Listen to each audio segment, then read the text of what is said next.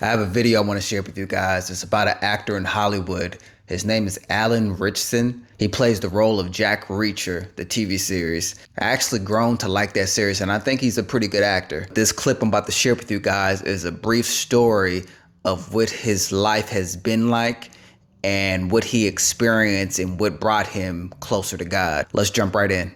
I went up in my attic. I had a big house with second story that I turned into movie sets. Right. And I went up in this movie set that I'd shot in. It was still such a weird thing to think about. But and I don't know why I went up there. I just felt like the only place to do this, the best place to do this. I don't know. And I strung a green extension cord around some rafters in my set. That like there's no roof. It's fly walls and stuff. And I hung myself. Wow. And you hung yourself? Yeah.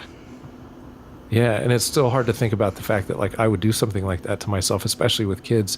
But I now understand what it's like when people are like, I don't understand why they would kill themselves. And I'm like, I can tell you from experience, they thought they were giving the world a gift. That is the saddest lie that we could tell ourselves. But I thought that I was doing my family and my community a favor because I was such a mess mentally. Nobody ever tells you that like when you get to the top, there's nothing there. There's nothing there. There's just more of that. If you want it, I had ground and scraped and fought to make movies and to make the things that I wanted to make and to sell books and sell scripts. And I was doing all those things. And then I get there and I'm like a broken shell of myself. And, I'm like, what is life? Like, what, I'm so backwards. Right, you thought everything that was going to make you happy didn't. Yes. Everything you wanted to do, you were doing, but you still weren't happy. But I was, but I'm a victim. I'm a product, I should say, of these systems that we all survive in, which is, this sort of capitalist-driven, corporatocracy kind of driven way of merchandising and commercializing every thought and fear and moment that we have in our lives, and never giving us a chance to slow down.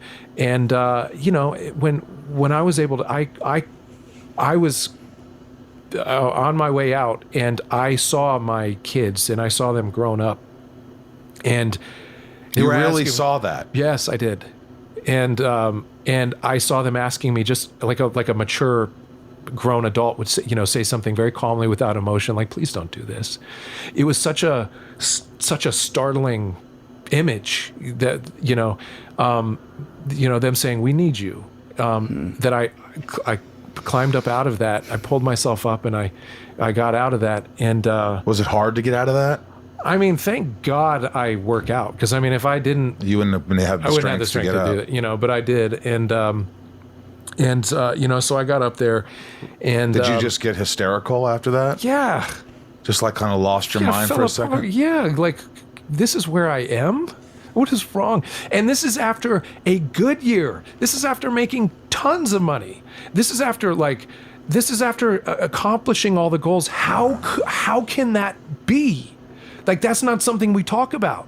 That there's nothing there at the top. That that life isn't about, Jim Carrey said it before. I hope everybody gets what they want and gets the riches that their hearts desire, so they realize that that's not what life is all about. That's not what will make you happy. I think it's so amazing to come across stories like this, because it shows you the behind the scenes of what it's really like when people work so hard to get to where they want to be in life, and they realize it is not what they thought it was going to be, and they still feel empty inside because they did not have God in their life. Just think about it. Everything that you run to in the time of crisis, that's where your crisis is. You will always feel emptiness because you keep running back to that same addiction. I even experienced that in my life with drugs and alcohol and being sexually undisciplined. I am so grateful, and I thank God for showing me the way that was better than my own. Now, don't get me wrong. I love nice things.